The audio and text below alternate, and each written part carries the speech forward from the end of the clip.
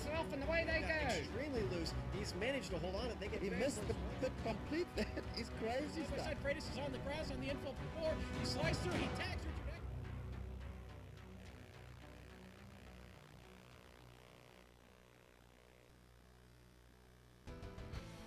They hail from around the globe, and though separated by oceans, they gather in the virtual world for reasons as varied as their locales. Whether it's a defending champion looking to retain his title, a new and eager hopeful striving for recognition, or a legend prepared to recapture past glory, in the end, the one goal they all share is to win.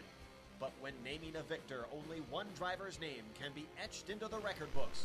You're watching the Tidal Influence MX-5 World Tour.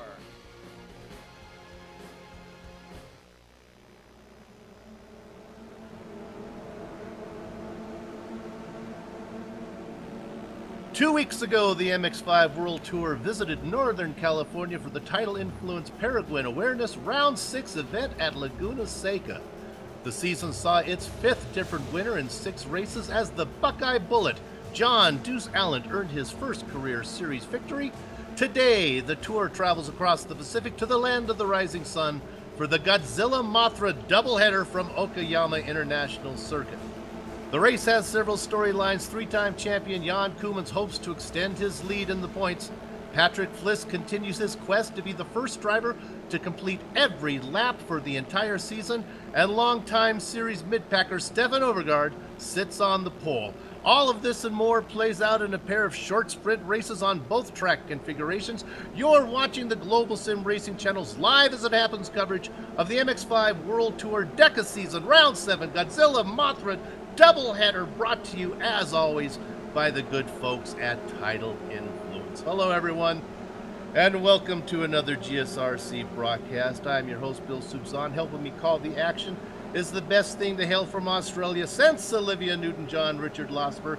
Turning the knobs and pushing the sliders is the hardest working man in sim racing broadcasting, Joe Peak. And at his disposal will be the camera locations provided by the Ansel Adams of iRacing, Dougie Beard. Well, into the back half of the 11-race season now, the path to the championship becomes better defined. Jan Koemans sits on top, but is doubtful for the double-point season finale, so the Speedmaster is pressing hard to build his lead before missing the season ender. Early favorites Marco Morgan and Evan Maillard have both missed the last 3 races, which has opened the door for Sonny Ketchum. Now, last race winners, Allen sits in 4th place. Because of Maillard's 561 points don't count due to the Frenchman's not meeting the 50-cent participation requirements. 2 rookies, Julian Airfare Affray and the Slovene machine, Patrick Fliss, sit 5th and 6th respectively. Dr. Ramjed Amjed Yamans climbs the standings in hopes of his 6th consecutive season inside the top 5. And the main man, Dexter Castro, sits 8th, just ahead of Uros Jelenko, who suffers the same participation penalty as Maillard. But before we delve deeper into the personalities behind the wheels, let me turn the mic over to our MX-5 expert, Richard Losper, to talk about the track that's under the wheels. Richard, no pit stops today for these short heats.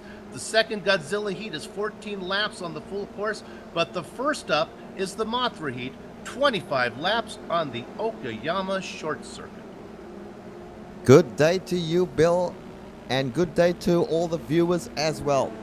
Well, I have to say, Okayama, this is a track which I like. I started out by absolutely hating this track when it first came out, Bill, but I want to tell you that the short course is just that, very, very short. 1.3 miles or just over 2 kilometers. 7 turns only on this course, and significantly the first corner is called the first corner and the last corner is called the last corner. So turns 1 and turn 7 have names which are not hard to figure out. This track eliminates most of the back part of the course, including the long straightaway, which is your only overtaking opportunity virtually on this course. So the guys are going to have a tough time with traffic and a very tough time in passing. But Knowing the drivers that we have in this league, Bill, it's going to be great. And I'm pretty sure they'll find a way past each other. So let's have a look at a lap guide, if we do have a lap guide ready, so we can see what it will take and how long it will take to negotiate this short Okayama course.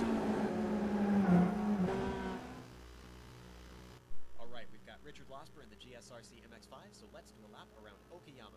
Heading down into turn 1, this will be your best passing opportunity, but it's an early apex, so expect a clash if you attempt a late dive. On corner exit, just drift off to the left, and then you'll set it up for 2, which will have a double apex and immediately dump us into 3. You just want to glance the first one, track out, get the car slowed, and pull it in tight for the second apex. Give a short burst on the gas pedal, and then you'll lift, because now you've got to guide it through Piper. After that, we've hit the backstretch, but there's really not much time to hope for a pass unless the car ahead had an absolutely terrible exit. Plus, we're coming into the technical double hairpin of Redmond and Hobbs. It's pretty much single file through here, but sometimes you can be cheeky and sneak your car up the inside of Hobbs. But as we hit the top of the hill, you'll stay to the left and try to spot the blind apex of Mike Knight.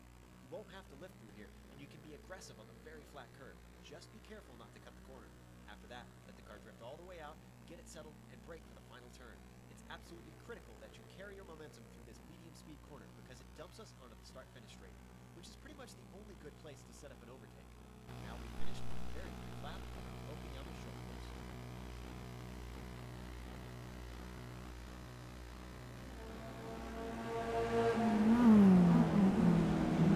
If a driver can just do that, they should be able to turn a good lap time. And speaking of good times, it's time for the segment called Mountaintop Cabin Rentals Keys to a Good Time. A chance to let the viewers hear from drivers that don't typically get interviewed because they usually don't make the podium. Hopefully we can get Jeroen Ursum to talk to us with us right now. He's behind the wheel of the pink Barbie car. Jeroen, what do you think it's going to take for you to have a good time today? Hey Bill, for a good time I think you have to get out of trouble and really manage your tires, because we don't have any pit stop strategy going now, because it's a short race, but the weather is pretty hard on the tires I think. If you can manage that, you can have a good time I think. Hi Jeroen, this is Richard. Jeroen, Richard. you mentioned the weather there. Let me just talk about it. I'm looking at the weather in degrees Celsius. That's 30 degrees. The track temp being 45 degrees. I see a lot of slipping and sliding. How are you guys managing with this very, very hot weather? Yeah, that's gonna be hard I think, because it's very easy to drift these cars, and once you have drifted once, then it's gonna take a while to get the tires to cool down again. But yeah. Okay. Well, Jeroen, look, we're watching you on the screen at the moment. Give us a wiggle so sorry. we can see your car. I'm exploring the track for the second race already. Jeroen has left the building as he missed the barricades. Oh, there he is. It's pretty hot on the tire, so I think it's yeah, that's one of the keys of the race as well, I think. Oh, that's funny. All right, well, thanks, Jeroen. We're going to go do the grids right now. You're starting, let's see, you're back about 15 or 16. Let's see if we can get a top 10 today. This may be the day. Yeah, I've got my fingers crossed already for that. All right, Jeroen Ursum there, everybody. And hopefully he can stay away from trouble. And if you want to get away from your troubles, why not visit Green Valley Lake, the best-kept secret in Southern California's San Bernardino Mountains, where your best bet for lodging is Mountaintop Cabin Rentals. To get your keys to a good time, go to gblcabinrentals.com. All right, Richard, let's go ahead and look at the grid. These guys have been qualifying all week long. So I want to remind the viewers that this series employs the Quick Six gimmick, it's called, where the top 6 qualifiers are grid based on their standings. They're inversely grid based on their standings so far this season, how they've done. So if we take a look, sitting on the pole right now is Stefan Overgaard. Now, actually, these are backwards because Stefan, the pole sitter sits on the left side here. So if they really were on their game here, they would have had Stefan sitting on the left. Because what's interesting, it's a right-hand turn as they go down, but they put the pole sitter on the outside. Stefan Overgaard is our pole sitter now. This is his 38th career start, and he's right now 12th in the points. Now, just actually inside of him is Dexter Castro. He's going to be starting in guess the inside of row 1, if you want to look at it that way. Patrick Fliss and Amjad Yaman make up the second row, and then we get back to the hot shoes. Sonny Ketchen and Jan Koemans, the 3-time champion. Now, Koemans isn't going to be here for the final event, and there's no-show compensation for that way. And so Jan Koemans, the Belgium ace, is trying to build up his point lead right now as large as he can over Ketchens and the rest of the drivers. Hopefully he'll have enough cushion that he can get his 4th championship. Let's look at the next row, Rich. Yes, indeed, sir. And we have on the next row, which is row 4, we have Benjamin Lanowet and Andre Hegheim. Then we've got William Billy Bob Wright and Brian Cartier. That is your row number 5. That's followed by Travis Schwenke and Derek Holland. And on row number 7, we have Jeroen Ursem, whom we were just speaking to before, and Peter Balassa. Bill Balassa. There you saw Jeroen in that pink Barbie car there, and Peter right now in the Jack Daniels car. Toast to the Jack Daniels car. Let's look at row 8 now. We have a rookie, and that's Derek Suter, going to be in the 15th position overall. You see him in that blue car right there. This is his first race. You see that little start number 1 there, first time entering, and of course a 0 in the point standings as he has no points yet. Now next to him will be Benjamin Nelson, 27 starts, currently 21st in the standings. Now Benjamin didn't qualify, so he requested a spot at the back, though the remainder of these drivers have all requested spots. Trip Smith, 11th in points, 29th in standing right now. Areas you see going up on the left side's going up in the Moose Mobile there, the LL Bean car. Next to him, Tomoki Kono, the Bullet Train. His ace start, 34th in the standings right now. Doesn't race enough because of just the time schedule. It's horrible for him. He's racing in the middle of the night in Japan, but always fast, starting in the back today. Carlos Torres starts in row 10 in the Colombian colored coffee car. There you see him in the pits there behind Trip Smith. Next to him will be Juris Jelenko. Now, Jelenko's fast. He's missed the last several races, well up in the point standings. Look at him to make a charge through the field. Then we go back to the last row. Richard Eklund in 11th, 2-time champion. Again, didn't qualify, so he's starting at the back, which is not so bad this time because remember, guys, it's 2 heats. If they make it to the top 10 are inverted. So, in theory, if Eklund and these guys in the back can get to the 10th spot, they'll be sitting on the pole for the second heat. And wrapping out the field is Jordy Fike in the yellow. I believe that's a tribute to, I think it's Speed Racer. I think it's I'm not really up on my Speed Racer, but it looks like we'll have to talk to maybe Jordy next week to find out what that paint scheme is about. 22 drivers in the field here today. 22 drivers eligible to race. They're all here today. Richard, it should be exciting. Oh, it will be exciting. Make no mistake. Now, there are a couple of guys that I'm looking forward to having a look at. And those guys are indeed Patrick Fliss. I see that Julian Alfreybel is not here today. Julian was so exciting at the last race, as was Patrick Fliss. And of course, Sonny Kenshin. But look out for the veterans today. Richard Eklund, Uros Jelenko, Tomoki Kono. Pity that they could not get a qualifying time, but watch out for them in the second race. I'm pretty sure they are going to be up in the top 10 or get themselves close to the top 10 by the end of this race. But I'm looking forward to it, Bill. It's going to be very, very torrid, and with just over a couple of miles that we're talking about here, we are going to 1.3 miles it is. We are going to have a lot of traffic problems as well. Yeah, maybe we'll split duties, Richard. I'll keep an eye on the front during the start here, and maybe you can keep an eye on the excitement that's going to go back there with those big names, Kono, Torres, Jelenko, Eklund. Those guys are all fast. And a name we didn't mention that I see is in here today. He slipped in, he didn't qualify. Joseph Arrow slipped in now. He keeps that, he's in the Ironman hut. He's going to be starting at the very back of the field. All right, they're gridding up right now. We have 22 drivers. Looking on the pole, you can see there in the Smurf-mobile, it's Stefan Overgaard in that blue with, I call it the helicopter paint scheme there, that white helicopter blade that goes diagonally across from right to left behind him. Now right next to him on the inside is Dexter Castro in that brightly fluorescent green and black pink 49 Motorsports car. The second row, keep an eye on Patrick Fliss, the lights are on. They're going to be going off pretty soon. We're going to see these guys jump down as they're going to stampede. 22 cars stampeding into the first corner. The barn door is open. The horses are racing. Down they go. It looks like Castro has a great jump on the inside of row 1. Is he going to get the position? Overguard's going to leave him a little room. Castro tries to duck in. Can he get it done? No, they go side by side. Ciala's bathtubs as they head down into turn number 2. This kind of double apex right-hander, and Castro has the best position. Overguard's on the outside, falling back now. We have accident at the rear of the field here. We had Eklund and Uras Jelenko making contact with each other. Then we had Joseph Aero coming through to make it 3 wide, and then missing both. He touched Eklund and then went through and hit the wall. And then that was followed up by others getting into him. So a bit nasty at the back here, Bill. Oh my goodness, not good for those hot shoes in the back. Meanwhile, at the front, you can see Castro pulling away.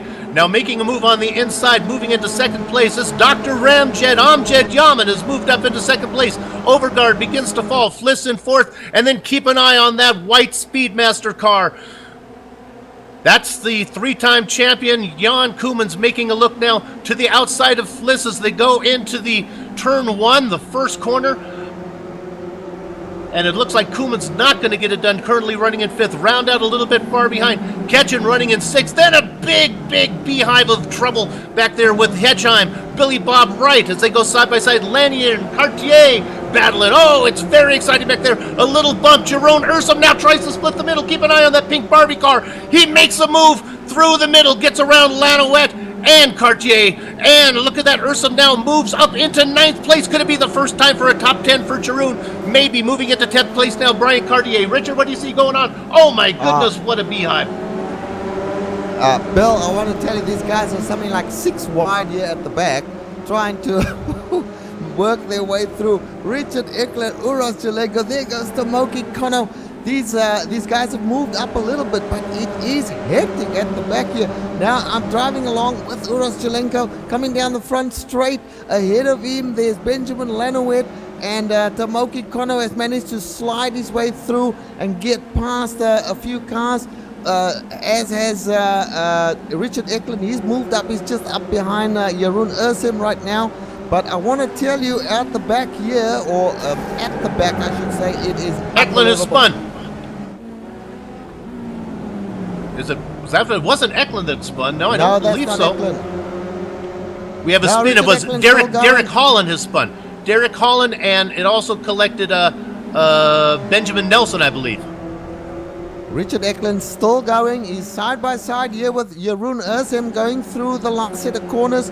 And he's getting by Jeroen Ursum on the outside right now. Richard Eklund is, and he's got that job done. Jeroen Ursum is one of his casualties or victims right now in front of him. At this point in time, Billy Bob Wright, not an easy proposition. Billy Bob Wright. Let's see what Richard Eklund can do here. And by the way, guys, we are talking now for Richard Eklund about 10th place already in about lap number 4. You saw the replay there where they were going 3 wide. It looked like into corner 2. It just was not going to work. Look at the battle right now as we're looking at Billy Bob Wright in that X-Lax car. Now he's right behind Sonny Ketchen, who's currently running in 6th place. Billy Bob Wright doing a great job of keeping pace. But look at the battle going on behind him there with Jordy Fike. And also that's Carlos Torres in the coffee colored car. Boy, 1, 2, 3, 4, 5, 6, 7, 8, 9 cars in a row there as you have there from our Dougie Beer camera work. Hey Bill, am I watching the same race that you are? Billy Bob Wright is sitting behind Richard Eklund at the moment. So I'm not quite sure. Yeah.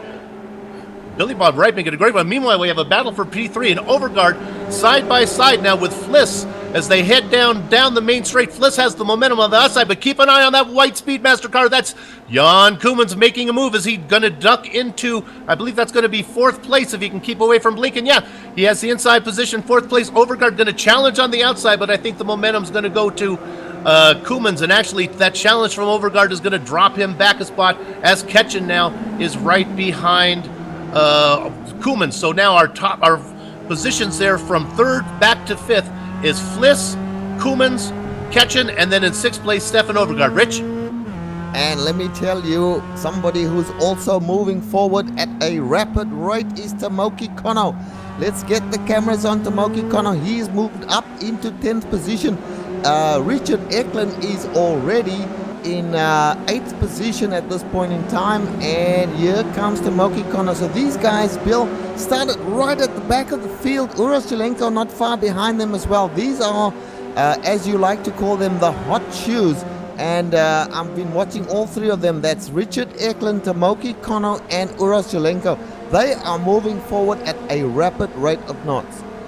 That's Billy Bob Wright. Now watch what he does. Billy Bob Wright has a tendency to drift a little bit on these sweeping entrants. Nope. Let's see if he holds the line. Kono's going to get the jump, and Billy's going to hold his spot.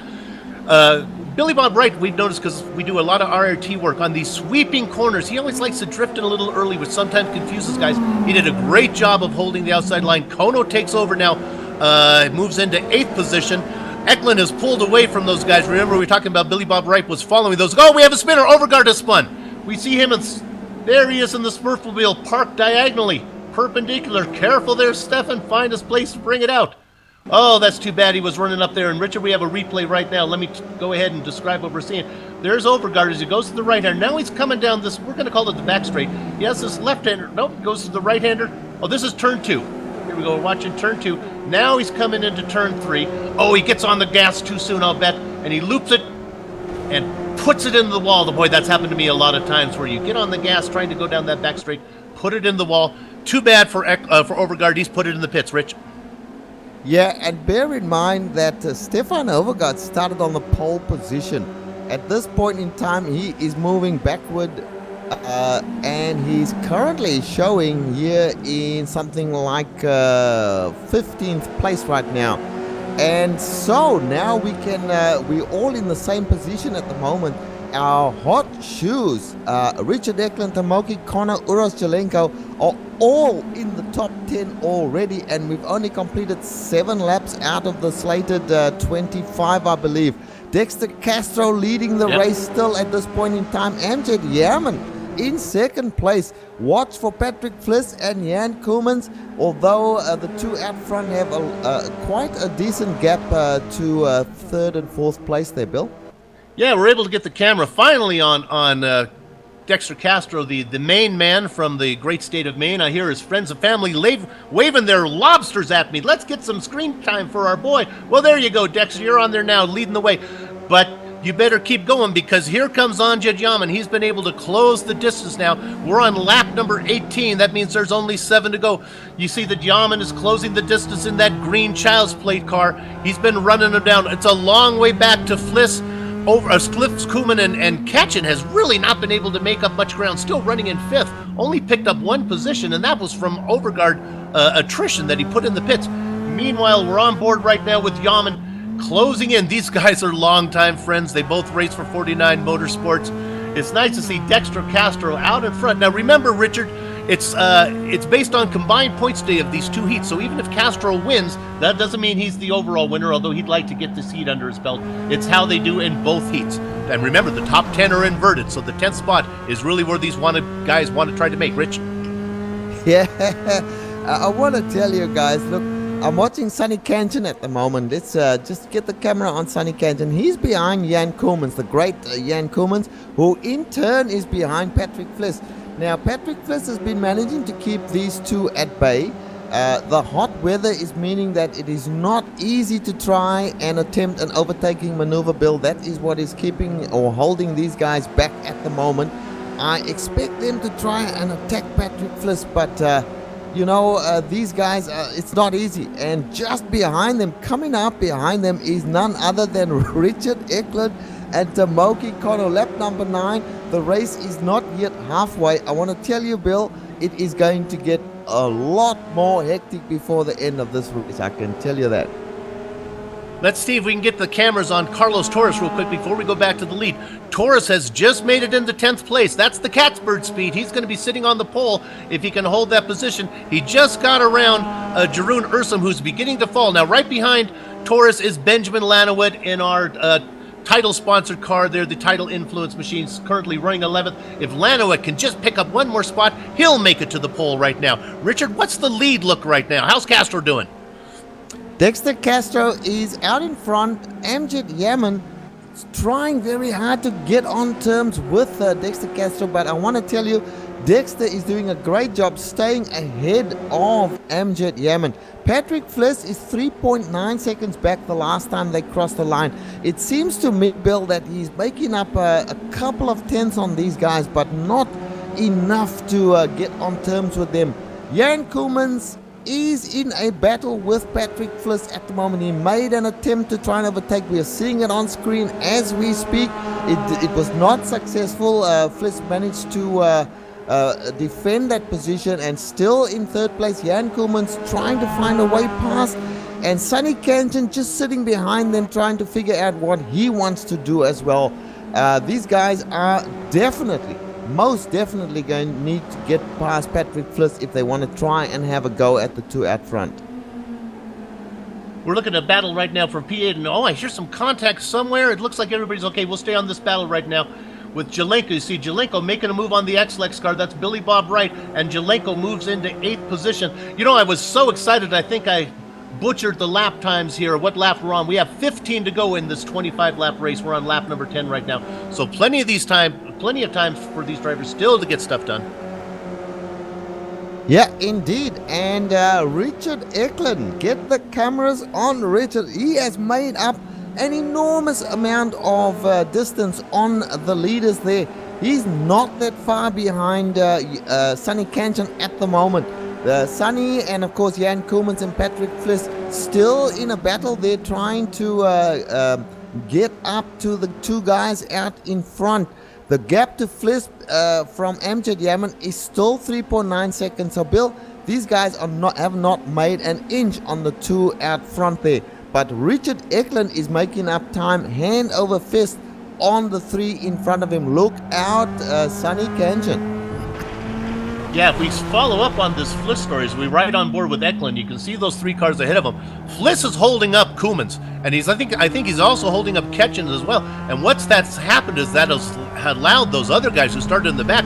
Here comes Eklund, here comes Kono, here comes Jelenko running 6th, 7th, and 8th. They're going to be there pretty soon. Now, Koolmans is not going to put up with Fliss holding him up much longer, but Koolmans has to be careful. He's great. Watch Koolmans as we stay on board here with Eklund. If we look ahead, watch that white car. It's really good under braking, but there's really not a heavy braking spot. Maybe as they come down for this left-hander here, Koolmans might be able to make a move. We'll follow along here as they go down the main straight. I would think that Koolmans' best bet to make the pass on Fliss would be on the back straight after they do those two left-handers in a row. They go through turn 2, then it's turn 3. Koolmans is going to be able to do it on 1. Let's go ahead and stay this. Let's see if Koolmans does it. It's not going to happen here, guys. Richard, he's going to come up. We'll see where he gets this done. I want to tell you, Bill, Jan Koolmans is racing like a gentleman today. Oh. By now, he would have forced his way past someone like Patrick Fliss. But with the problems he's had with the IRT, I believe, Bill, and being just short of probation, I believe, he's being very careful today. And this is a hard track to get around people if they really don't cooperate with you. I think Fliss is just fast enough that Koolmans cannot get it done. Meanwhile, we're keeping an eye on the lead. It's still Castro with about a 1 second lead over Yamans. Hasn't been able to do it. The real battle here is we're going to watch. We're on board. We see Castro there with Yaman right behind him. The real battle right now is 3rd, 4th, and 5th. And meanwhile, it's going to be a 4-car battle pretty soon because Eklund is gaining on him. And Tomoki Kono as well. And I'm here to tell you that Richard Eklund won't have the same reservations that Jan Koolmans has. He is right on the rear end now. Not quite close enough to make an attacking maneuver, but certainly he will be in a lap or two, although the laps are running out a little bit. We're on lap 14 already. Eklund, I think that Sonny Kanjan's starting to get a little desperate now, thinking Koolmans has not made a move on Fliss. Is it possible that I can make a move on Koolmans, which is going to be very, very tough to do? So at the moment, they are just being very respectful of each other. Here comes Sonny Kanjan trying to make a move on Jan Koolmans. Can't get it done. The track temperature and the slipperiness of the track is not helping these guys at all. Just behind them, Richard Eklund trying to get up to the rear bumper of Sunny Canyon. Can't quite get there yet. Tomoki Kono, he's a lot further back. He is out of contention for a top 5 at this point, but not so Richard Eklund. Bill? And just to follow up on the battle that we're watching with Fliss, this is the 10th season for the MX-5 World Tour, and one of the things that's been elusive, like the Loch Ness Monster, is the elusive perfect season, and Patrick Fliss has a shot at it, trying to be an Ironman that not only wins the Ironman for the most miles, but does it perfectly, running every lap of the season. So while he's happy in 3rd place, he has to have in the back of the mind that Koeman is an aggressive driver. He doesn't want to blow his chance for the Loch Ness Monster Award and get that perfect season. Meanwhile, Koemans is pressing him. Boy, I'm really impressed with Ketchen, who is just sitting back there almost like waiting for something to happen in front of him, but I don't think he's going to be patient much longer because Eklund's beginning to gain. Well, I tell you, Bill, this is a double header. I think that the likes of Sunny Canton, a big disappearance there from Jan Koemans. Definitely has some internet issues there, but he's come back thankfully and he's still in it. Back to the point, guys like Sunny Canton and even Jan Koemans, they are patient today at this short course because they know there's another race coming. I don't think it'll be the same when they hit the long course. It also gives them more opportunity in the second race, Bill, to try attacking maneuvers. They want to be in the top 10.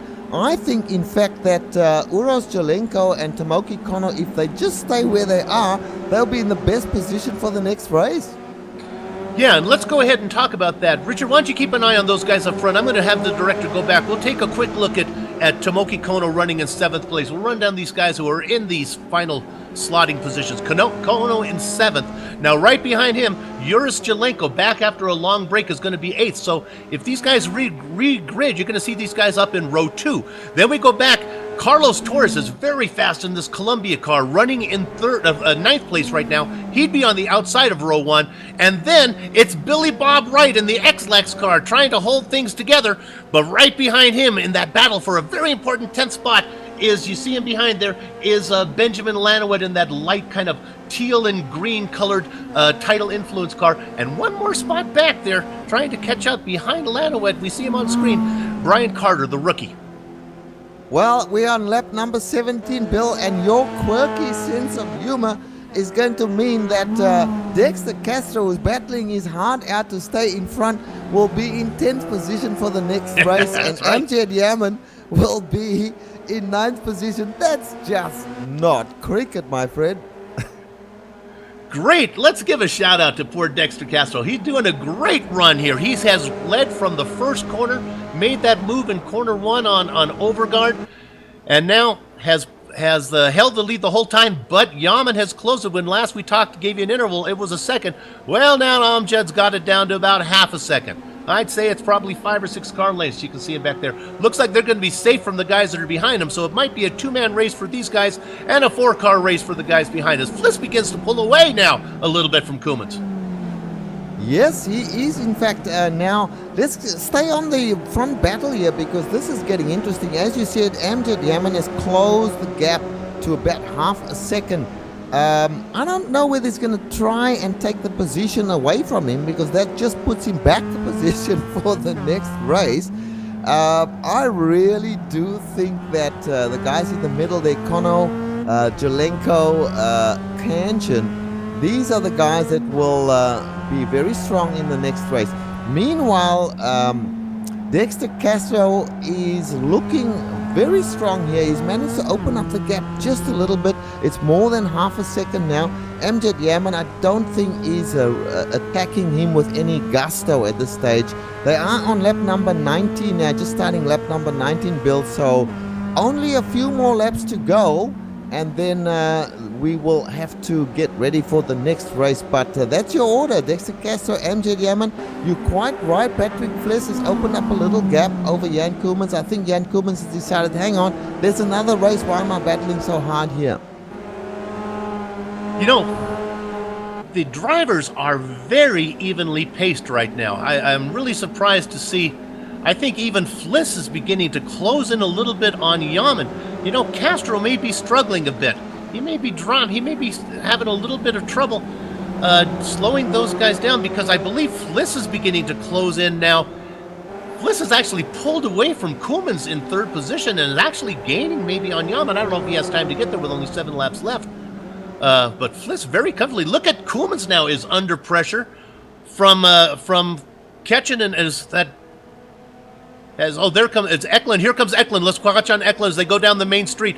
Eklund had a great exit off the corner. Ketchen going defensive on the inside. I think Eklund's going to have the momentum and get this done.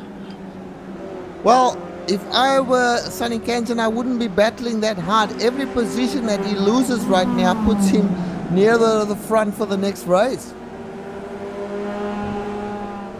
Ketchen with those As two right-handers Eklund, had the position. Yeah, Go ahead. Eklund gives up the position against Sonny Kenton, manages to maintain that position. These guys, it's the racer inside of them, not the tactician that's racing here, Bill. You want to be in 10th place, guys. You do not want to be winning here. Well, certainly, but points are, you certainly don't want to be in 11th, that's for sure. But remember, these points add up, so every point they make here counts towards what they want to do. They don't want to give up too many. Let's go back and take a quick look. We haven't given this much attention, but there's a great battle going on here. Kono and Yuris Jelenko. These guys are very fast. Currently running 7th and 8th position. Jelenko has been able to run him down. I'm not sure if he's going to be able to make the pass with only 5 laps to go. Those guys currently battling in 7th and 8th positions. And like you said, Richard, maybe that position's not all that important if they know if I get by him, then I'm just going to have to start behind him again and do it again next time. Jelenko closes in, though, on Kono. Oh, my.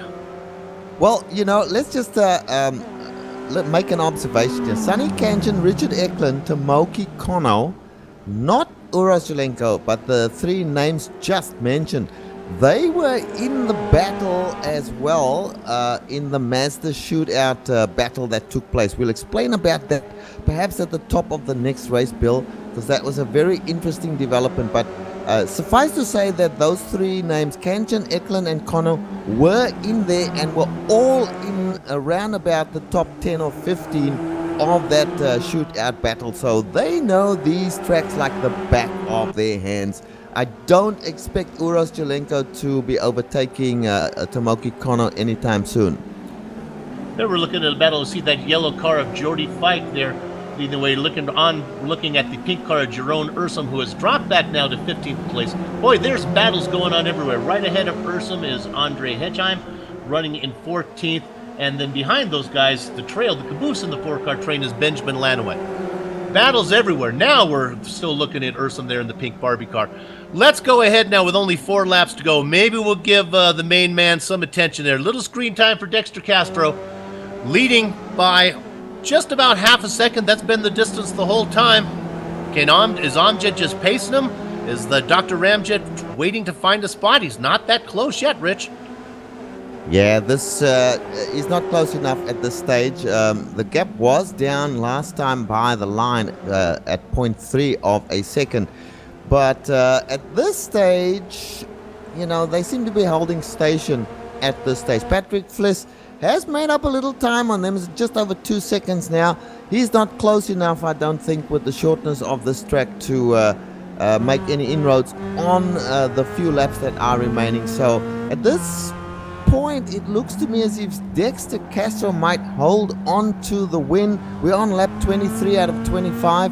Amjad Yaman seems content to just stay behind him. Unless Dexter makes a big mistake, Amjad's not going to try too hard to overtake him. They'll try and do that in the next race. And then, of course, let's have a look at the group behind there. Jan Koolmans, Sonny Kenton, Richard Eklund now right on the rear bumper of Sonny Kenton. Jelenko, let's go back to Jelenko making a move with Kono now as they go through the left-hander. Kono's going to have the inside position as they go right. Oh, Jelenko tries to pin him to the inside. Jelenko's going to get the inside position and keep it. Boy, it's hard to make a pass. Jelenko with a little momentum. Not going to get it done this time, Rich. Not on the outside line, certainly. But Jelenko looking a little pacey there. Let's see what he can do as they go down the front stretch now. And at the bottom of this front stretch, there is an opportunity for an overtake if you are close enough. Jelenko kind of just shows Kono that he is there, but that wasn't a real attempt. Back to the front once again, Bill. The laps have almost run out. This will be the final lap when Dexter Castro crosses the line the next time by. Oh, we have a slow car ahead of these guys. Sutter's going to keep it on the grass there. He had a little trouble. You see that lap car? Actually, it looked like maybe he took a tow. I think there was a spin ahead of the leaders, but he took it away, so no problem there.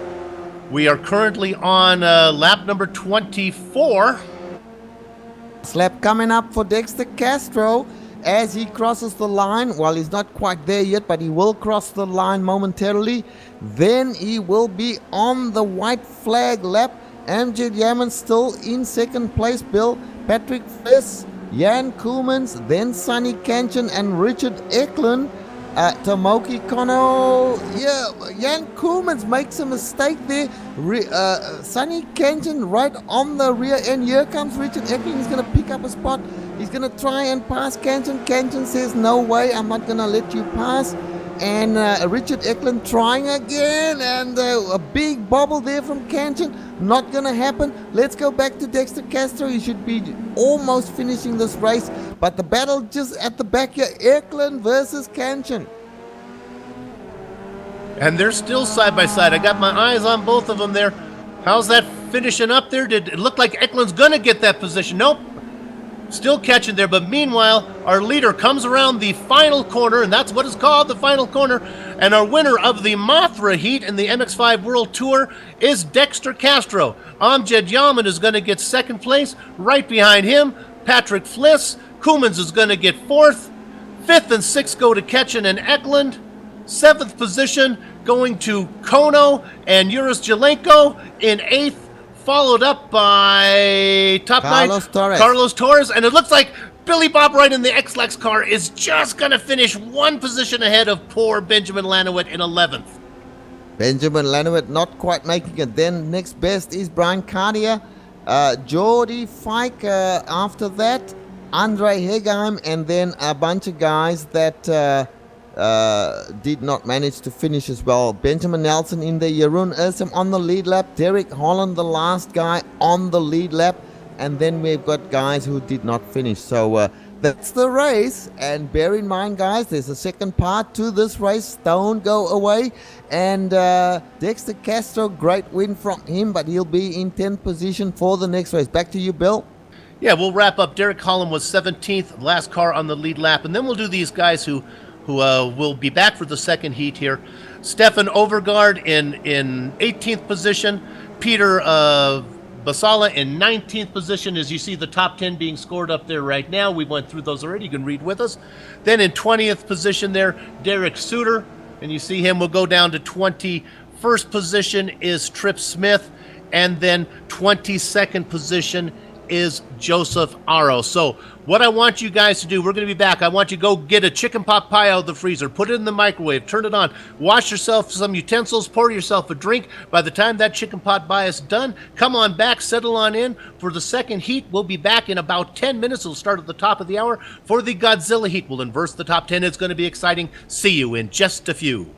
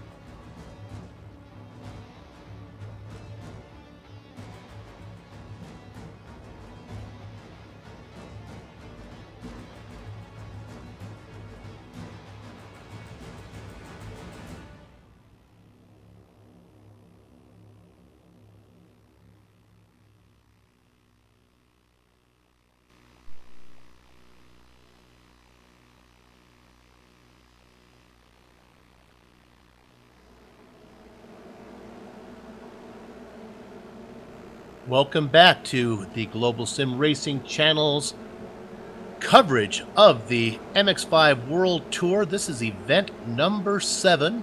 We're back for the Godzilla heat. We saw the Mothra heat that was held at the short course on Okayama International Circuit. And now we're back for 14-lap sprint race on the full circuit, Richard.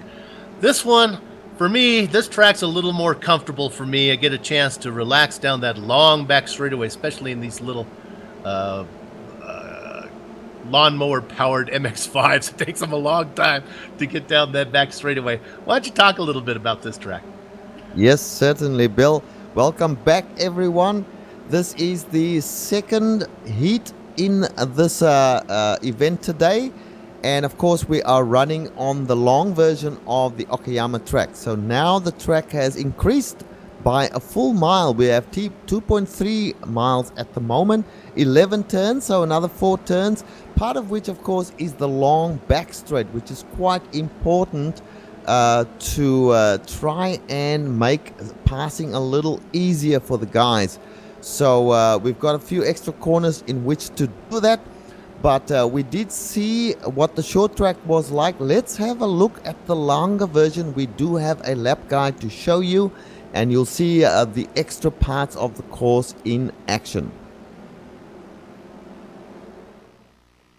All right, we've got Richard Eklund behind the wheel of the GSRC MX-5, so let's do a lap around Okayama.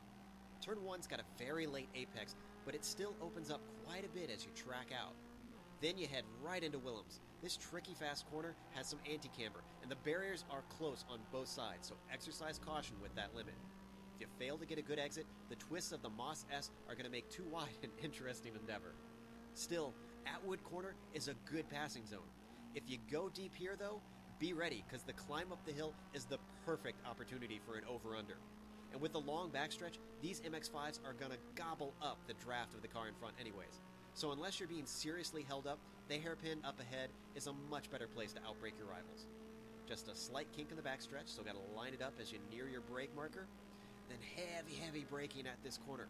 But there's a lot of banking here, so you can sometimes hold on around the outside and be set up to complete the pass into Revolver. This one comes up very quick and it's tricky to nail. Expect oversteer and a lot of cars spinning throughout the race. Then there's Piper. This is a deceptively fast bend, and there's little room for mistakes with how close the walls are. First lap pileups are not uncommon if people don't have their heads up. Now we head into Redmond and Hobbs. These are just an achingly slow set of back-to-back hairpins that don't fit in with the rest of the course. Who knows what the track designers were thinking when they laid those out. Now we dive through Mike Knight Corner. If drivers hook the inside curb like Rich does here, they're flirting with disaster and can unsettle the car into 11, the last corner. This is another spot where you'll find a handful of understeer, and many drivers will be going all the way across the AstroTurf and clip the gravel just to keep from sacrificing their speed down the front stretch. But by now, we've completed a lap around Okayama.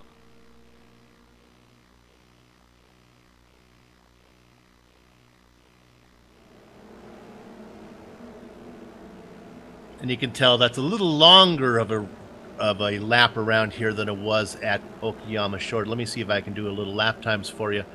These laps are running about 1:47 right now in practice. We look at our top practicer, Tomoki Kono, running a 1:47.4, compared to the short course, Richard, where they were running about 1:02.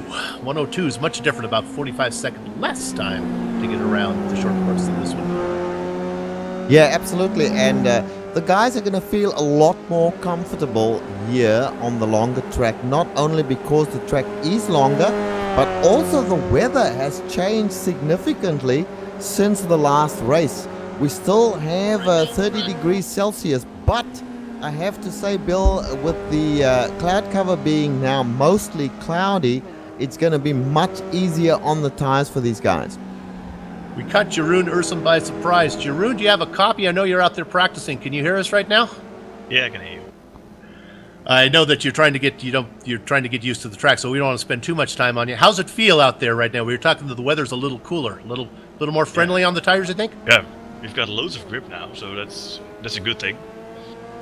But I just saw something other happening. That I saw Glenn McKee joining the server, so that's gonna be nice to see him coming from the back of the grid.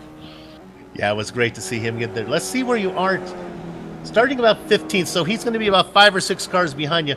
Let's see who you got behind you there. Holland, Overgaard, Balassa, Suter, Smith, Arrow. Nothing to be afraid of there. I think you're in pretty good shape. Yeah, it's gonna be a top 10 for sure. All right. Well, I'll let you get back to practicing. Good luck in the pink blonde, the pink Barbie car there. Thanks. Jerome Urson. Draw me out, man. Yeah, we're gonna take you out this time. For you guys, for the viewers who didn't realize, we interviewed Jeroen last time, and then we left the mic on, so poor Jeroen had to do the race and hear Richard and I do the commentary the whole time. Richard, that must have been tough to do. Yeah, yes, it would have been. Bill, I am excited. We have with us Glenn McGee.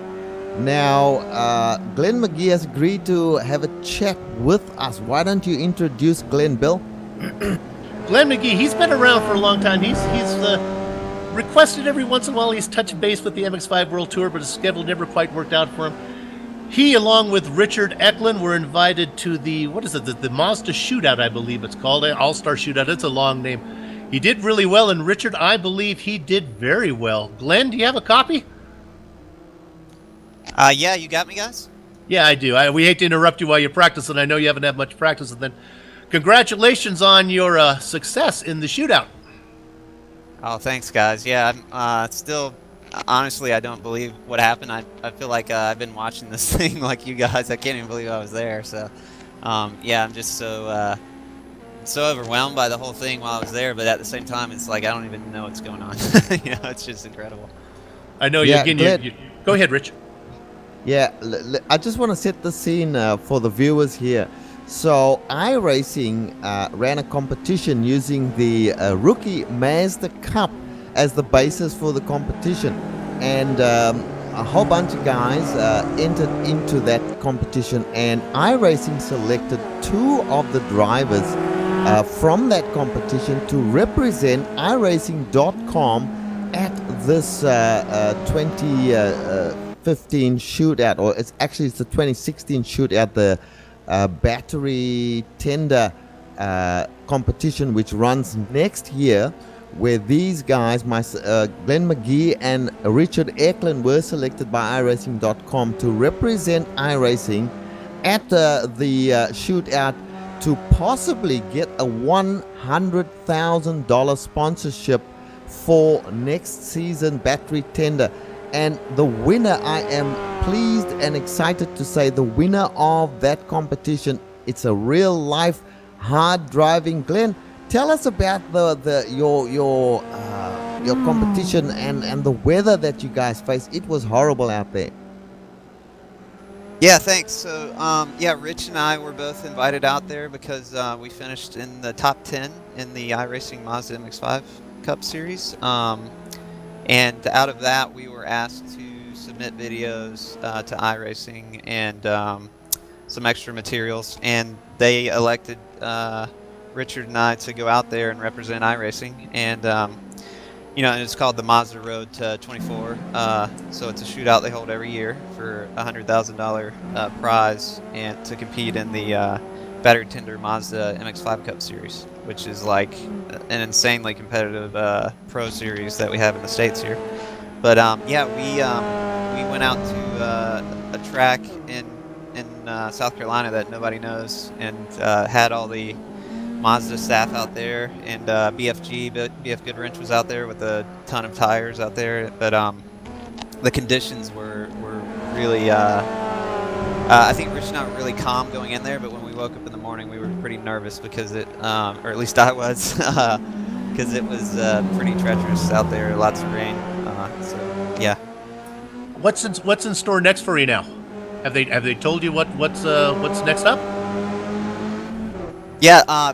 By the way, guys, this is my first interview since the been through the shootout. So and you're listening to it on the Global Sim Racing channel, folks. Yeah, I was supposed to do a radio interview right afterwards, but the station had to cancel last minute because they had some issues. But yeah, so yeah, I've been in talks with Mazda. It's very tentative at the moment. I can't talk about everything. Right.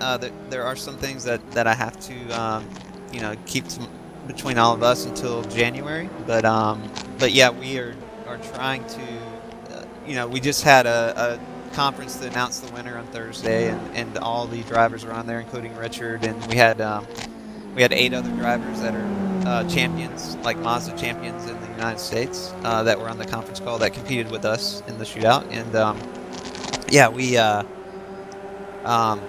they announced that, and then we immediately got into a lot of congratulatory stuff, but kind of like, okay, what's the process going to be? And didn't get too heavy into it, but we have some meetings next week to figure out a marketing plan based around me, and I've got to determine what team I'm going to go with, so I'm going to be testing with a lot of different teams over the coming months, which should be exciting, and then from there we'll probably do an announcement next year, like an official announcement on everything, who I'll end up driving with eventually.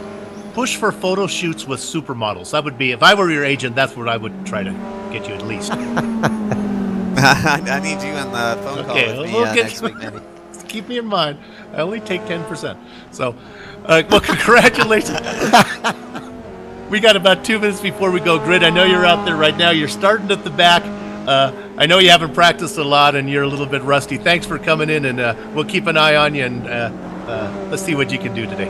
Yeah, I haven't done one lap yet, so I don't know what's going to happen. But we'll see what I do out there. All right, congratulations, Glenn, and viewers. If you're watching, Glenn McGee will represent. Well, he's not representing iRacing now. He's won that competition. He will do well. There is no doubt about it. Now, Bill, let's get back to the racing here. We'll let Glenn McGee get on with doing some practice. Poor guy. We best call the grid out for this next race, hey? Yeah, we can't actually show you the grid yet because we don't have that ability, but we can talk about it a little bit here. Now, we'll go ahead and we'll talk about the top 10. Let's take this in reverse order now. Dexter Castor won, Amjad Yaman finished second, so those guys are going to be starting 9th and 10th, respectively. So then, Richard, I'll do the next two. You can follow after that. Patrick Fliss and Jan Koemans are going to be starting. That would be row 4.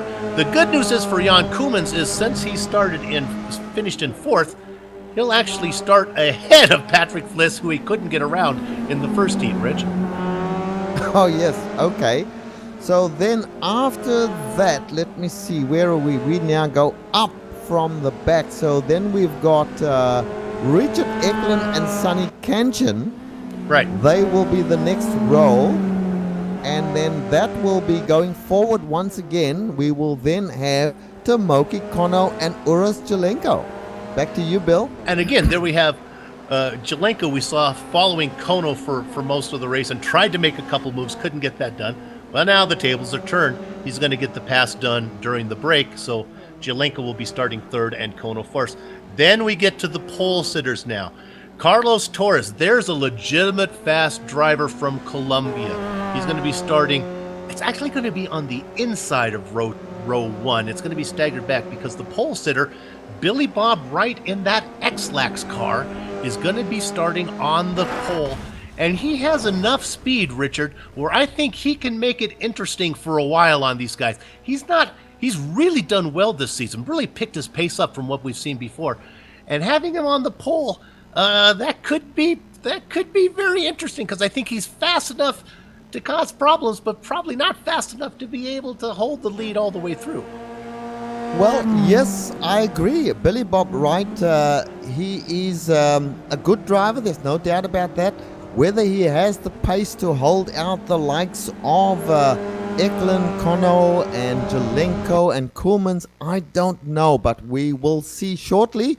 As they start, they'll be getting ready to start gridding. The warm-up is just finished. A quick note: we've mentioned the weather. The weather's going to be kind to the guys for this next race here, Bill, and we see them now getting ready to grid up, so we can call the full grid. Yeah, and we've gone through the top 10, so maybe we can quickly go to 11th spot. The guy in the hard luck position there, Benjamin Lanowitz, going to start in 11th. You see them. There's your top 6 right there. And as we quickly move through, we're going to get down there as soon as our director moves along. There we go. We see Lanowitz in 11th, Cartier in 12th, Fike's going to be in 13th, and Andre Hedgeheim in 13. Nelson, Ursum, Holland, Overgaard, Balsala, Smith, and McGee. The lights are up. They are away. We have a car that got a horrible start. Who is that one? Joseph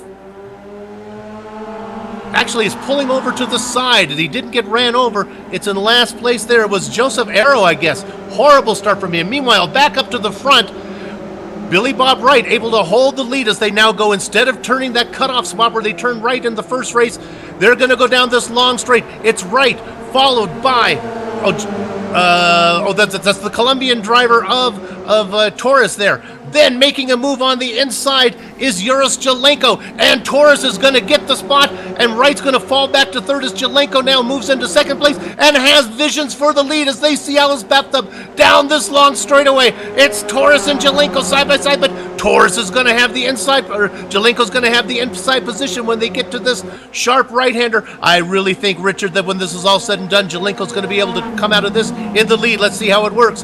Jelenko on the out. Taurus trying to keep the momentum, trying to keep Jelenko pinned to the inside, not going to work, and Jelenko is going to take over first place. Can he close the door? Yes, he can!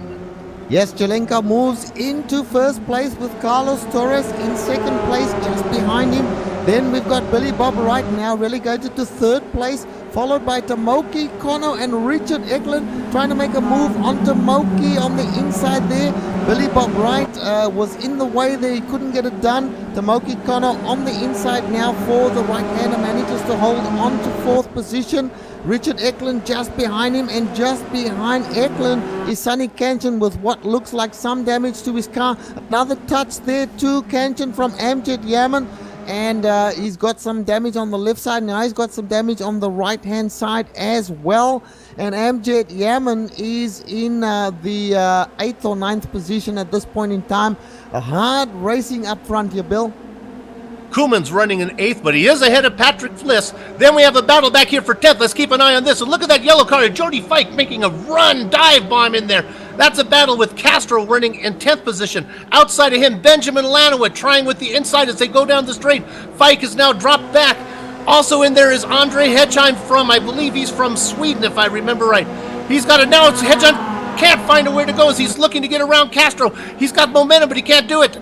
Now he's side by side. He goes through. Looks like Hedgeheim's going to get the position on Lanowet, and now making a move on the inside in that dark-colored car is Benjamin Nelson. Oh, what a battle. Oh, Lanowet's pushed off onto the grass by Hedgeheim. They're still going 3 wide with Castro leading the way. 3 wide. Hedgeheim now looking to the outside. A great battle back here for 10th position. Look at that yellow car diving to the inside now. Glenn McGee is in the mix.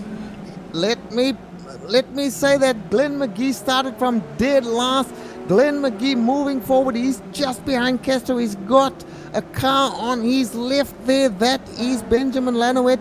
He's managed to pass Lanowet actually. In front of him is Andre Hedgeheim, and he's following behind him. Then it's Castro. Great job here from Glenn McGee to start from the back. Glenn McGee, our champion, our iRacing champion, who's got a shot at a real-life gig next year. And let's go back to the front now and see what's happening there. Bill, looks like Jelenko's still leading. We're looking at Benjamin Nelson there, who just looped it. Yes, we'll go back up to the front now. Benjamin Nelson's back out there. Jelenko, let's run down the top 10 here. It's Jelenko, Taurus in second, Kono in third.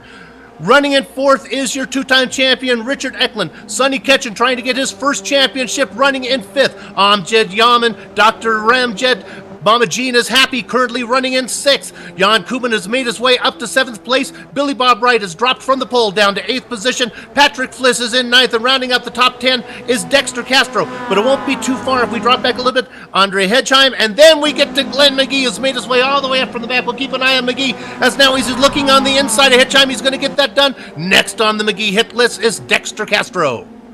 And Glenn McGee certainly doing a great job. He had no practice whatsoever. Got in the car, and he's still in a battle with Hedgeheim. Hedgeheim has gone past him once again. He goes now to the inside. No, he doesn't. He stays behind Castro and Hedgeheim at this point in time. back in front.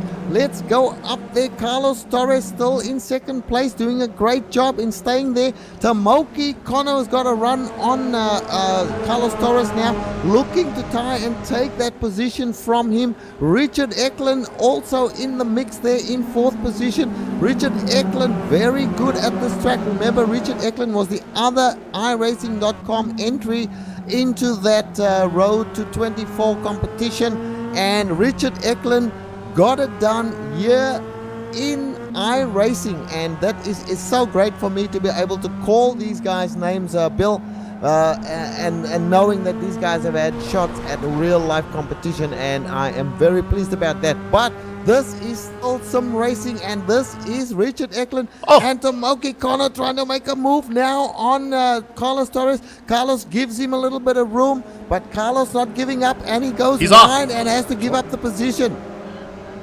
Kono gave him the hucklebuck. He went to the left, he ducked to the right, and it confused Torres, who was trying to be defensive. Torres missed his braking point. Torres has dropped down to sixth position now, just ahead of Jan Koemans. A great move by the Japanese driver, who did a little dipsy-do and got into second place. There you see him in that, I always call it yellow, but I've been told it's a lime green car. It's lime green with fluorescent blue rims. Boy, it's bright. It's hard to miss. Put on your sunglasses. Currently running in second position. Let's give you a time back to the leader now. Jelenko has a 1.1 second lead over Kono. Richard Eklund in third. I want to point out that in the back, maybe we can go back right now. Look at Koemans now making a move on Torres. Torres trying to go defensive. Koemans is going to go to the outside as they head into the hairpin. Torres is going to have a horrible, and he goes very wide. Koemans is going to go up and under it again as Torres misses his braking point again, and Koemans is going to get that position. And now Billy Bob Wright says, hey, wait a minute, I started on the pole, but I think I can get up on you. Torres has now got his momentum back, Richard. Oh, and I hear spin somewhere. Nope, I guess we're okay. Balasa, I had it right the first time, has parked it.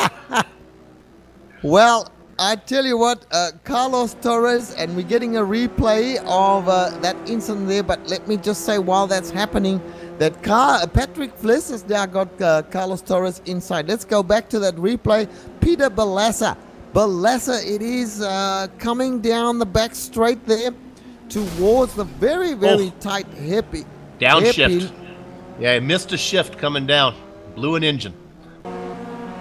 Blew the engine indeed, and now he has parked it. Back to the front here where we see Tomoki Kono trying to get on terms now with Uros Jelenko, who's got a nice little gap on this field. We are on lap number 5. How many laps in this race, Bill? 14 only for this sprint race. No pit stops here today. It's 14 only. Hey, let's go back to Torres again. He's being challenged one more time. This time it looks like it's Patrick Fliss. They go side by side. Fliss is going to have the outside. This time we'll see if he pins Torres in. Torres actually gets his braking point that time. Doesn't look like Fliss is going to get this position, but he'll have a good exit. Not going to happen right now, but it'll be in the draft. We'll keep an eye on it. Torres falling back from the lead. Yeah, Torres has fallen back to 7th position now. Patrick Fliss is in 8th position. Patrick has got his eye on Carlos Torres at this point in time. He's not close enough to make a move just yet, but we'll keep an eye on that as it is heating up now. Patrick Fliss still behind him. There's a very tight course. These turns that they're going through here, the left and left again, it's very, very tough to try and make passes during these corners. But here comes Patrick Fliss. He has a look but decides not to do it at this point in time, staying behind. And Carlos Torres really under attack from all sides there, Bill. Absolutely. And the waves have gotten a little steeper now for Glenn McGee. The calm waters of the back markers that was easy swimming. Now he's having a little trouble running down these guys. He's currently running in 11th position. He's got Dexter Castro ahead of him. There we go. We're looking at McGee in that, let's call it yellow. See if they correct me on that. It looks like it's a green car. I'm going to pay for those colorblind glasses. It's a green car. We should mention that Bill is legitimately colorblind, folks. So when you hear him calling the wrong colors, it's just that, am I right, Bill? You can't actually see color. I can see colors fine. I think all you guys are wrong. So it all depends on your point of view. But I'll go with the majority, and we'll call it green, even though it's clearly yellow. Anyway, McGee running. Dexter has about a half a second lead on McGee now as McGee tries to make his way up into the top 10. Billy Bob Wright, a nice run from him, currently running just ahead of these guys in 9th position. And I'm going to break in here. There's a move by Patrick Fliss on Carlos Torres, going to the inside there as they come out onto the back straight. This is a good move from Fliss. He's got the inside line here. Carlos Torres may try to hold on, but I doubt it. They're breaking both together. Carlos Torres is attempting to hold on to the position. Can't do it. Patrick Fliss passed him, and Carlos loses another position now to Patrick Fliss. And it looks as if Patrick will make that stick. Yes, it does. At this point, he's pulling away slightly from Carlos Torres now. So Carlos, from what was on the front row, Bill, to now about 10th position. And let's go ahead now. This is exciting. What do you say we cover a battle for the lead here? Juris Jelenko, the Serene Slovene, running in first place, followed by the bullet train of Tomoki Kono. Right behind him, Richard Eklund, running 1, 2, 3. Kono is really flying. It's been a long time since we've seen all three of those drivers have been very busy. They've been away from the series for a while. And then we get back to a guy who's really thinking of championship, and that's Sonny Ketchum running in 4th place. But right now, we're riding on board with Eklund, looking ahead at the bullet train and the Serene Slovene.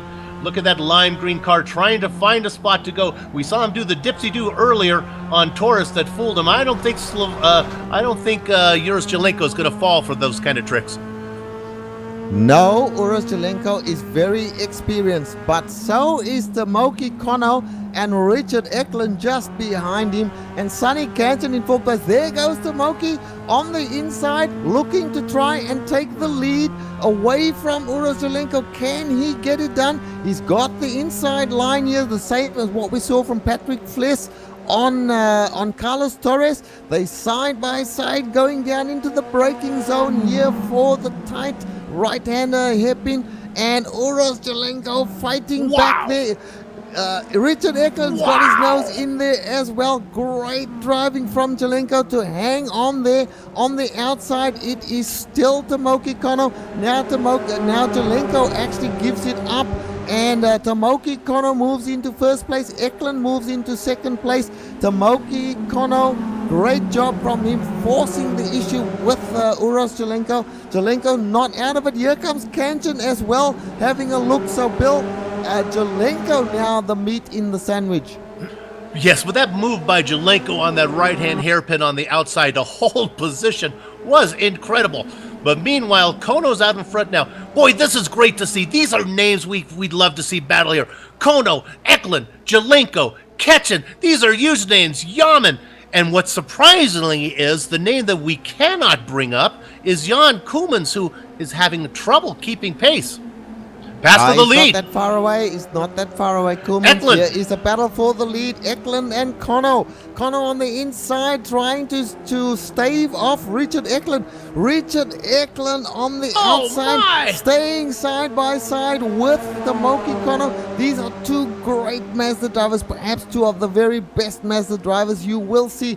Now Richard Eklund has the line. Just behind them is Juris Jelenko. Here comes Sonny Canton on Juris Jelenko. 2 battles, Bill. 2 for the price of 1 here. 2 by 2 as they go down now. Kono on the inside of Eklund. It looks like Kono's going to have the position. Eklund tucks in behind. I think he still has time to catch a draft and make a move. Here comes flying up from behind is Jelenko. Jelenko's going to make it 3 wide into the hairpin. This isn't going to work. Jelenko's going to make it. He's inside. He's going to get stuck in position. No, he's battling with Eklund right now. Eklund gives him a little room, pushes him over. Jelenko now in trouble. He's going to lose a position to Ketchen. And meanwhile, watching the whole thing play ahead is Amjad Yaman. Whoa! And Amjad Yaman trying to make a move on Kanchen. The Kanchen goes defensive, hangs on to the position. He was right in there on Jelenko, but Jelenko managed to hold him off. Tomoki Kono, great job from him to stay in 1st position. How long will that last? Richard Eklund is looking like he wants that position.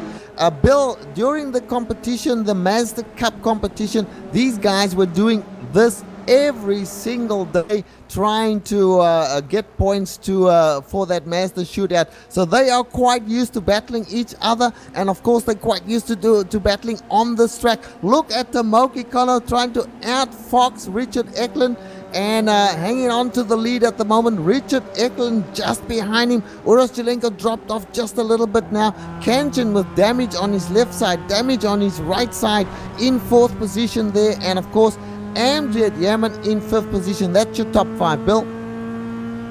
And we'll keep an update on the Glenn McGee watch. He's got around Dexter Castro now. He's made his way into the top 10. As we're on board right now with Kono looking back at Eklund and Jelenko behind him. I think Eklund has a pretty good drive off that last corner. Maybe he can get a tow. Let's see if he can run him down. We're watching, see if he's gaining ground. It doesn't look like he's gaining any ground yet. We go off camera. Look at that. 1, 2, 3, 4, 5, 6. And now we have a stationary camera to go by. Zoom, zoom, zoom. And here comes Glenn McGee. Let's get the camera on Glenn McGee. He's going to make a move on Dexter Castro. Dexter Castro fought back and got the position back, but now he gives it up to Glenn McGee, who clearly passed him on the backstretch there and moves up one more position. Back to the front, Bill. Still 1, 2, 3. Kono, Eklund, and Jelenko. They are beginning to distance themselves a little bit from Ketchen. Meanwhile, Yaman is holding in 5th position, and Kumans now has finally made up some ground and is within striking distance of getting into the top 5 on Dr. Ramjed, if he can get there. Fliss has running in 7th position, and Carlos Torres in 8th, but he is next up for the Jim McGee hit list. Yes, indeed. Now let's go to Jan Kumans. He's made up a lot of time to get on terms with Amjad Yaman. He's not quite there yet, but look out for Kumans. The 14-lap race here. We're on lap number 10 that just started, lap 10 here. Here comes Jan Kumans trying to get to Amjad Yaman there, who in turn is trying to get onto the back of Sonny Kanchan. That's the top 5, but just out of it, Jan Kumans in 6th place. Jan taking a very wide exit out of turn number 3 there, but gets it done. Now they go to the right-hander that leads onto the backstretch. Look at your top 3, Bill.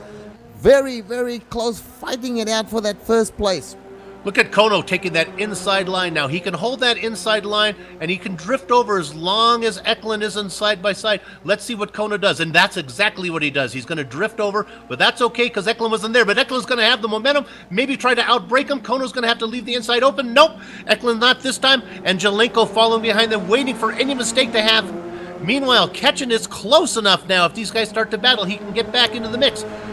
Kono in that lime green car up in front. Eklund running in 2nd. Boy, those guys are fast. We've seen Kono do really well. In fact, I believe he is the champion in the Continental Endurance Series, right? He was our winner, overall individual winner there. Eklund, of course, a 2-time champion in the MX-5 World Tour.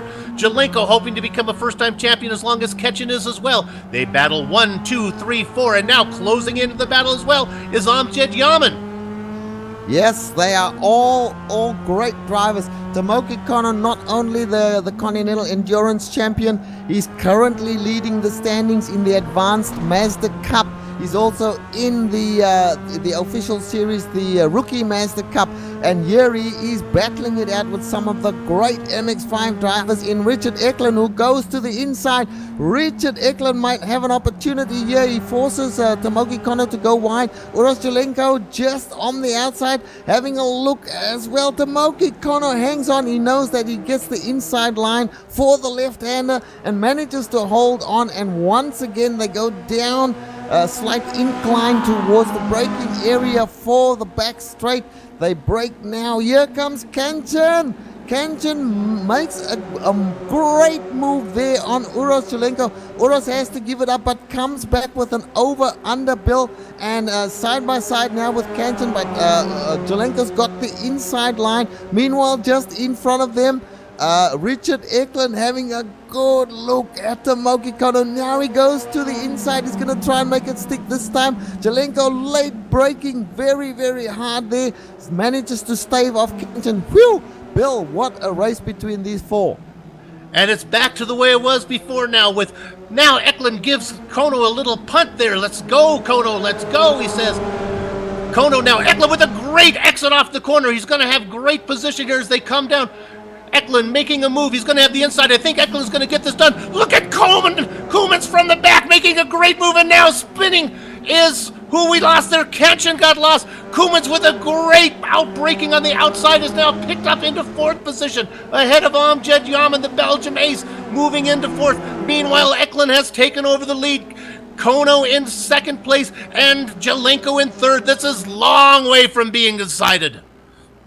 Absolutely, and I have to say that Sonny Kenshin got tapped in the rear there by MJ Yaman. We won't go to a replay of that, but that was a little unfortunate for Sonny Kenshin, and that gave the opportunity to Jan Koemans to move into 4th position. Now, Richard Eklund, meanwhile, has taken over the lead. Bill is got by Tomoki Kono while we were watching the other action. Jan Koemans trying desperately on lap number 12 to get to these guys. Tomoki Kono is just ahead there of Jelenko. A little break for Richard Eklund right now. Yeah, the good news for Eklund is that Kono and Jelenko battle has given Eklund a chance to pull away. But now it's Jelenko on the inside as they come down. Looking here, and Kono's on the outside, I believe. Let's see what Jelenko does. Outbreaking Kono. No, Kono's got about a car length lead. Jelenko's going to dive it in there. Can he keep it on the inside rail? He does. Jelenko's going to take over that position, but no, it's not done yet as they have 2 left-handers coming up here. Here's the first left-hander that they get around, and it's going to be Kono getting that position back now, and then the second left-hander, Kono has already closed the door into 2nd position, is back to him. Jelenko in 3rd, Koemans in 4th, and the Dr. Amjad Yaman rounding out the top 5. But meanwhile, maybe now, since the battle has slowed down between Kono and Jelenko, maybe those 2 guys can run down our leader, Richard Eklund. It looks like they're gaining ground on him. If Kono and Jelenko decide to play nice for a little while, they can get back in the hunt for the lead. That's correct. Amjad Yaman's in there as well. The top 5 are very close at this point in time. Jan Koemans got that lucky break there in the little incident between Sonny Kenshin and Amjad Yaman and got into 4th place, but it is by no means certain that he will hang on to that, as Amjad Yaman has really got up close and personal with the other 4 there in front of him right now. Jan Koemans just struggling a little bit, but seeming to be making up some time on Uros Jelenko. And look at the front 2. Here he comes. Richard Eklund and Tomoki Kono. This battle is far from over, Bill.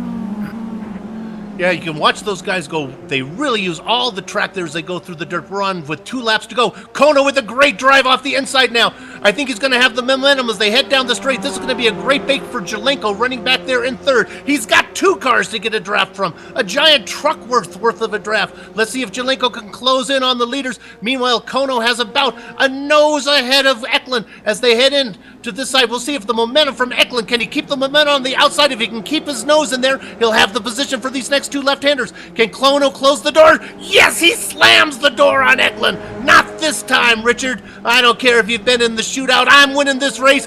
Kono running in first, Eklund right behind him, and sure enough, that has given Jelenko a chance to close up into his 3rd position. Fantastic, absolutely fantastic driving from all of these guys. Tomoki Kono, hats off to Tomoki for that maneuver on Richard Eklund. Richard Eklund now looking to have to do it all over again. He had a little break, but these guys caught him, and now look at Uros Jelenko, Bill. Uros is going to have a good look at Richard Eklund as they go down the front straight once again, and not many laps left. This is lap number 13 as they cross the line. Now they're on the final lap. This is the white flag lap. Who can hang on here? It is Tomoki Kono in front, Richard Eklund 2nd, Uros Jelenko in 3rd. Jan Koemans dropped off a little bit there. It looks like it's going to be between those front 3. Can Richard Eklund do something against Tomoki Kono? Can Uros Jelenko, Bill, get by both the guys in front of him? They go through corner 3 using up all the track now. Half a lap to go. They go through this right-hander. This is going to set up the long straight. They're looking for a good corner exit here. It looks like Eklund has a real good corner exit. He's got to run on Kono. Kono's going to hold the outside, running right behind them. Now Kono dips to the inside. That's going to leave room for Jelenko back in third. You can't block them both. Eklund has a run. Where's he going to go? There's no room to the right. Eklund's going to dip to the outside. No, watch out for Jelenko now making a move on the outside. Jelenko and and Eklund go side by side. Como with a horrible exit through that corner. Eklund now on the outside. 1, 2, 3. You can't get a piece of paper behind him. A bump from Jelenko keeps Eklund wide, but Eklund gathers his back up. They're still battling. Kono goes way wide. Kono's into the wall. He's lost positions. He's tagged the wall. He's losing momentum. Eklund takes over the lead. Kono fights back. How could he possibly still be in this after bumping the wall? But he is. Eklund now takes over the lead. Kono in second. Look at Koeman's looking for a place to go in fourth. They go through this right-hander now. They come down with Eklund in first, Kono in second, and Jelenko is still able to hold on to third place. They head down through this little kink. It's going to be one more corner as they go down to the start-finish line. It looks like Eklund's going to get the job done. Kono with some good momentum. They come to the start-finish line. I don't think he's going to get there. He's looking which way is he going to go. He's going to go to the right. He's not going to get there. It's going to be Richard Eklund, Kono, Jelenko, Koemans, and Yaman. That is it indeed. Now, I cannot believe what I just saw there. Tomoki Kono actually hit the barriers on the way up the back straight there. Tiny little back straight, and that gave the opportunity to Richard Eklund to get by. But Kono fought back magnificently and almost made it. But Richard Eklund was good enough to just hold on to the lead there. Fantastic racing as we see the rest of the guys finishing up at the moment. Looks like Sonny Kanchan finished there in 6th place. Little disappointing for Sonny, no doubt. Amjad Yaman did finish in 5th place, and then the rest of them. Glenn McGee ended up, by the looks of it, in 9th place. So from last into 9th place. Great drive from Glenn McGee as well. Bill? Okay, quick break as I swallow my Valium here. Take a little tea with lemon. We'll be gone for just a second. We'll come back, run down the complete standings, and do driver interviews. You don't want to miss the MX-5 World Tour. See you in a few minutes.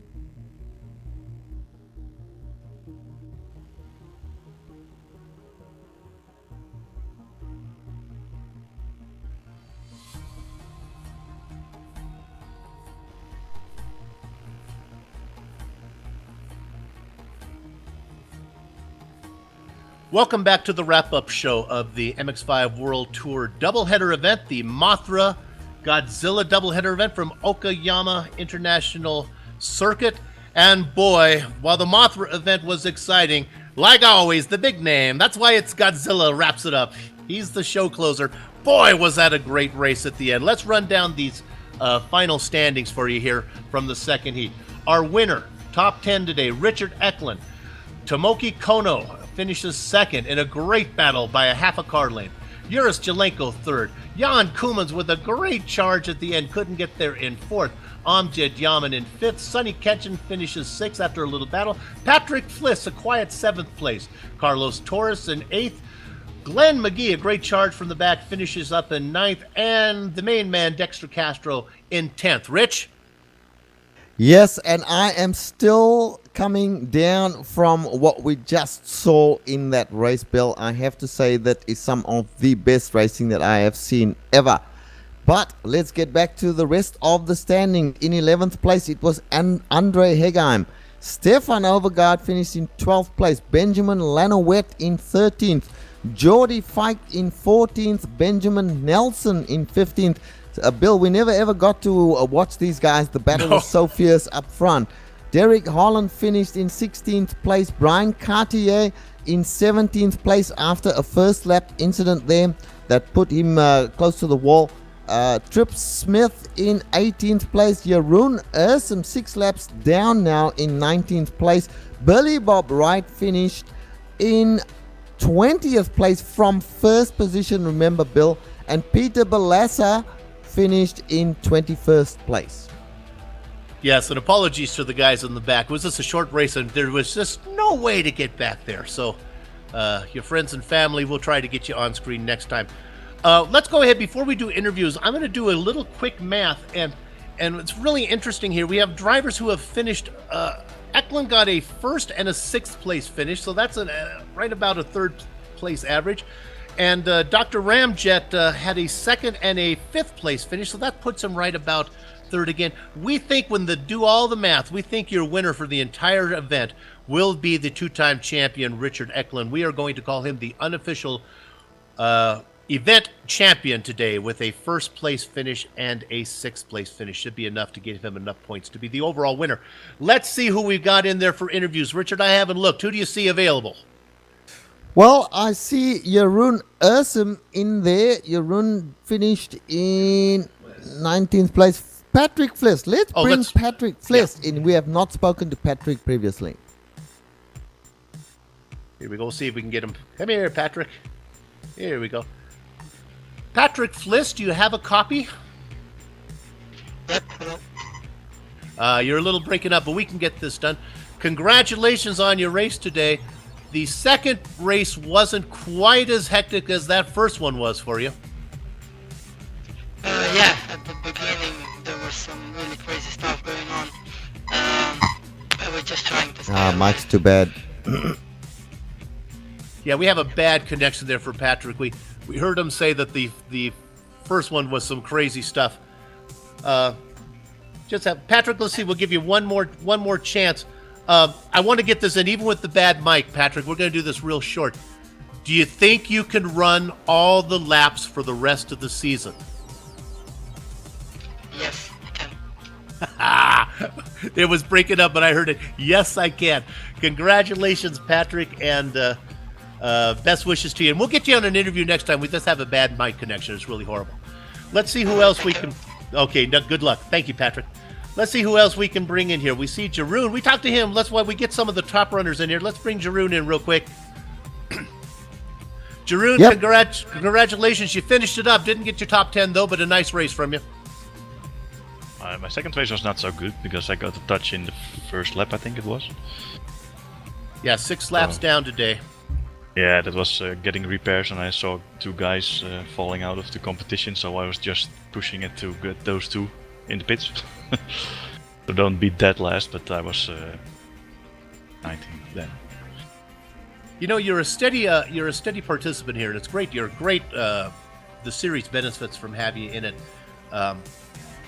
Why do you like the MX-5 World Tour?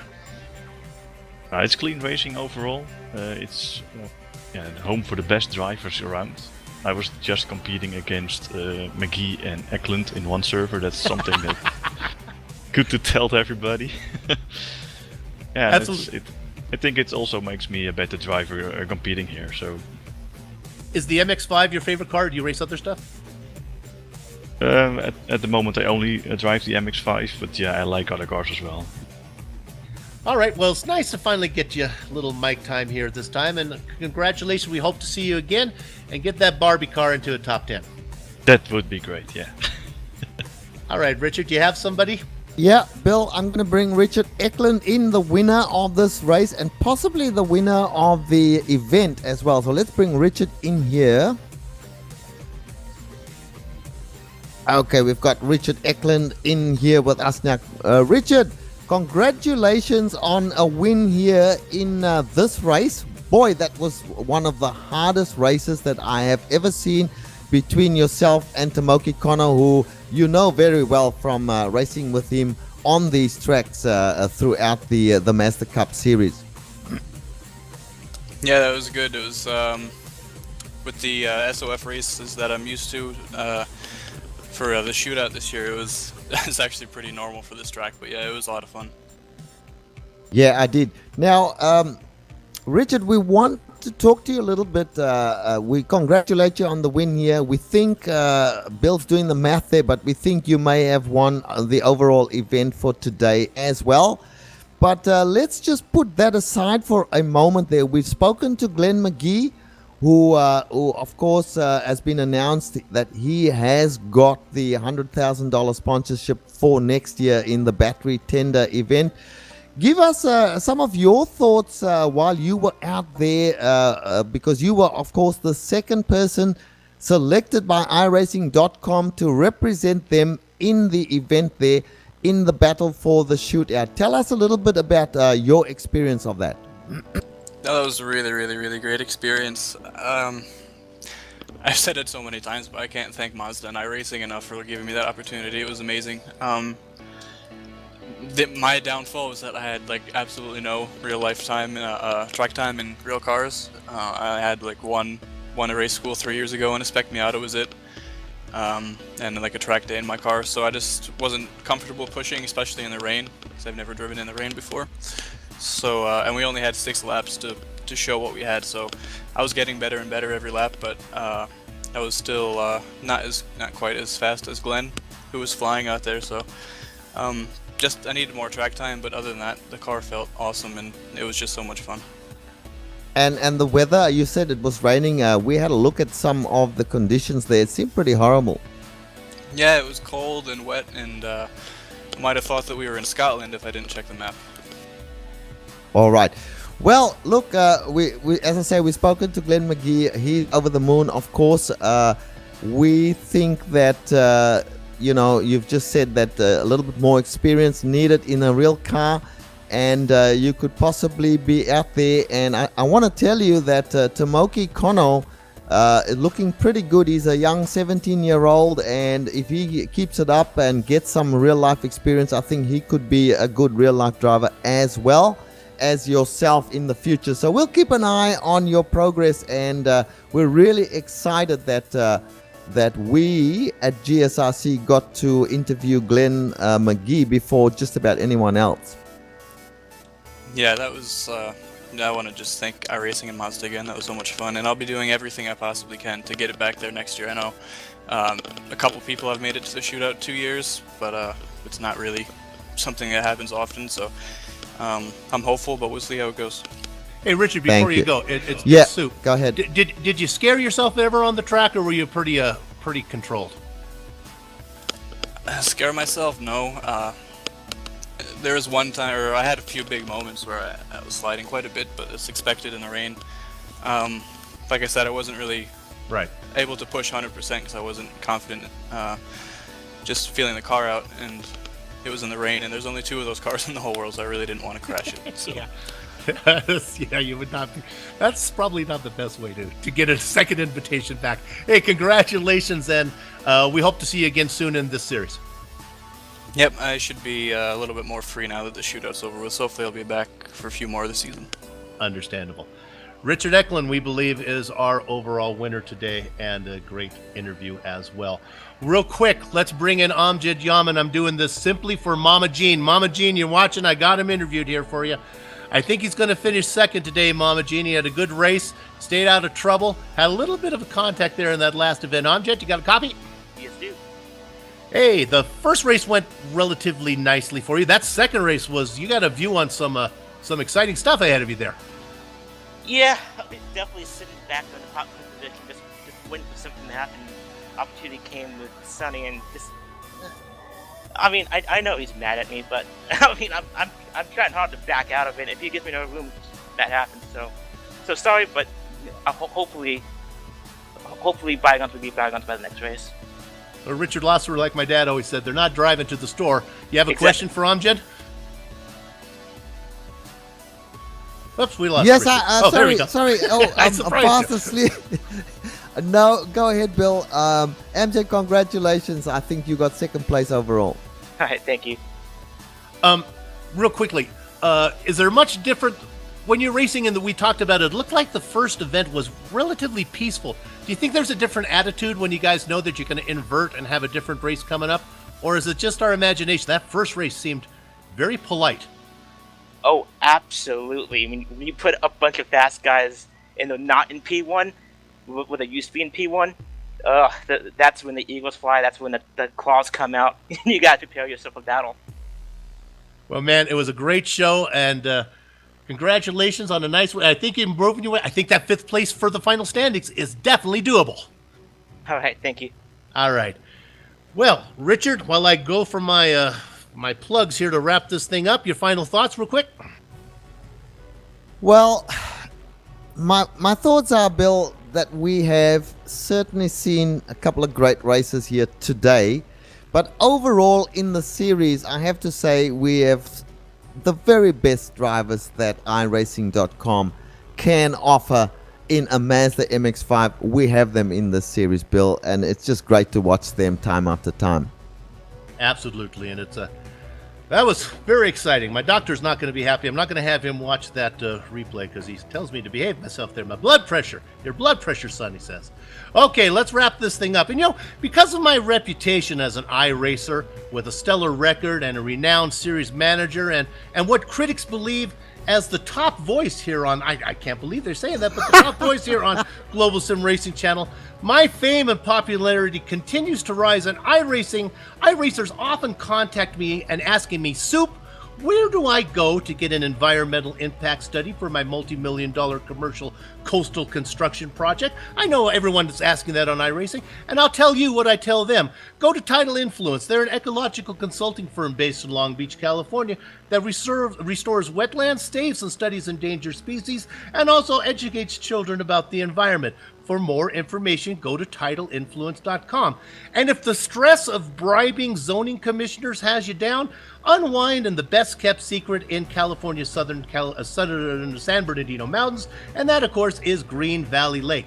And your best choice for lodging is, of course, Mountaintop Cabin Rentals. Go to gvlcabinrentals.com for more information.